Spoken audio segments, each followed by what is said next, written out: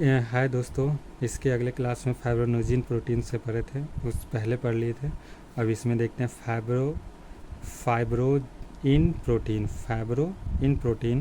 Fibroin protein मकड़ी के जाले में रेशम के धागे में यह धागे को मजबूत करते हैं। फाइब्रोइन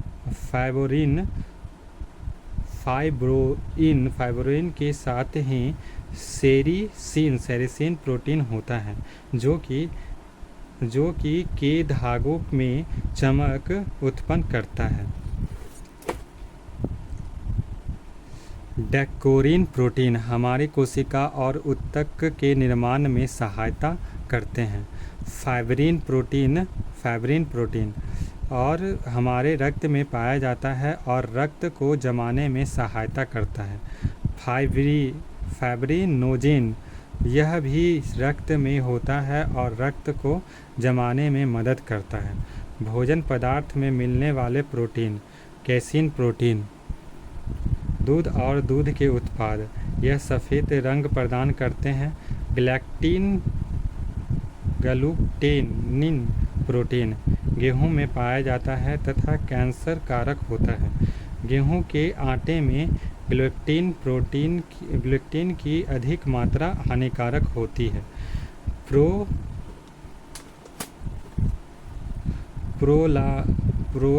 प्रोलामिन्स प्रोटीन सभी प्रकार के दालों में होती है। पोटामाइंस प्रोटीन स्पर्म में पाए जाते हैं।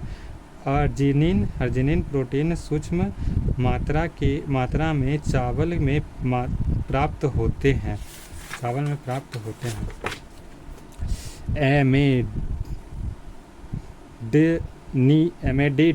एमेडिडीन प्रोटीन बादाम में प्राप्त होता है।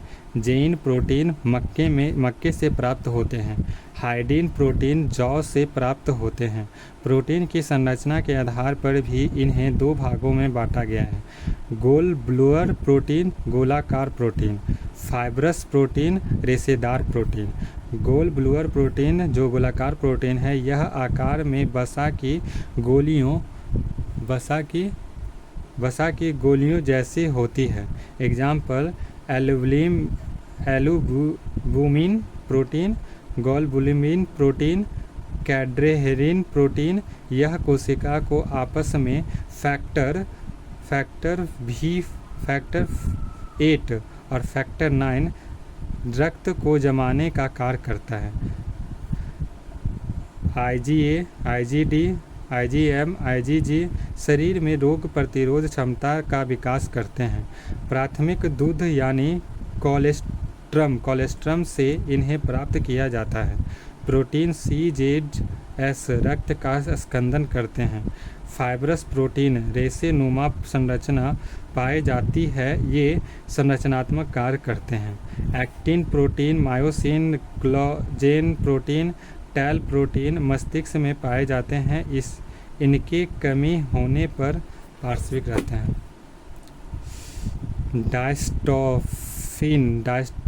डायस्ट्रोफिन प्रोटीन मांसपेशियों में, खासकर हृदय की मांसपेशियों में पाए जाते हैं। हार्ट अटैक से बचाते हैं। पिकाचुमिन प्रोटीन ह्यूमन ब्रेन में होते हैं और न्यूरॉन को एक्टिव करते हैं। केराटिन प्रोटीन, न्यूबुलिन प्रोटीन मांसपेशियों में होते हैं। संयुग्मी प्रोटीन जिसको कंजर्वेटेड प्रोटीन भी बोलते हैं। Prosthetic protein plus amino acid. First nucleo protein, lipoprotein, glycoprotein, chromoprotein.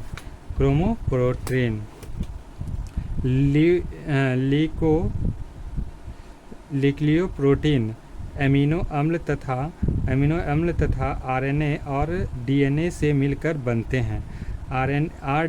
RND ribonucleic protein, DNP deoxy nucleic protein.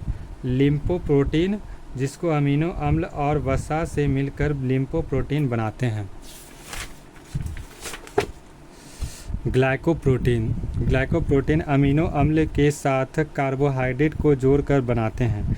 Chromoprotein amino अम्ल के साथ जब कोई रंगीन सूप जुड़ता है जैसे हीमोग्लोबिन, क्लोरोफिल, तब वह क्रोमोप्रोटीन बनाते हैं। मेरास्मस रोग 0 से 18 माह तक मेरास्मस रोग 0 से 18 माह तक बच्चे में प्रोटीन और ऊर्जा की कमी से होता है। लक्षण शरीर दुर्बला, पतला, हड्डी पतली और उभरी हुई, सर के ऊपर का तालु नहीं भरता। यही माँ कम में दोबारा गर्भवती हो जाती है और पहले वाले बच्चे में मेरास्मस की कमी बढ़ जाती है। मेरास्मस के कारण बच्चे मंद बुद्धि हो जाते हैं। क्वाशियोरकोर रोग 1 से 4 साल तक के बच्चे में केवल प्रोटीन की कमी से है। लक्षण पेट बाहर निकल आता है, बाकी शरीर दुर्बला पतला होता है, आँख धंस जाती है और माथा चौड़ा होता है, बाल लगभग गायब हो जाता है, चेहरा चांद की तरह चमकता है। नोट: प्रोटीन की कमी से होने वाले बीमारी बहुत दीर्घकालिक तक रहते हैं। यह जल्दी ठीक हो जाते भी हैं। वर्क ऑफ प्रोटीन का कार्य क्या है? कोशिका निर्माण और मरम्मत करना, वृद्धि और विकास करना, दूध उत्पन्न में सहायता, आवश्यकता पड़ने पर ऊर्जा देना, देखने की क्षमता, मांसपेशियों और हड्डियों की मजबूती। प्रोटीन प्राप्त करने के स्रोत: सोयाबीन 100 ग्राम खाने पर 42 ग्राम प्रोटीन मिलते हैं। मूंगफली 100 ग्राम 30 ग्राम, फिरोज मसूर की दाल 100 ग्राम 26 ग्राम, पनीर 100 ग्राम 25 ग्राम, उड़द की दाल 100 ग्राम 25 ग्राम, तूसुर और अरहर की दाल 100 ग्राम 23 ग्राम। एनिमल में मछली, मांस, अंडा।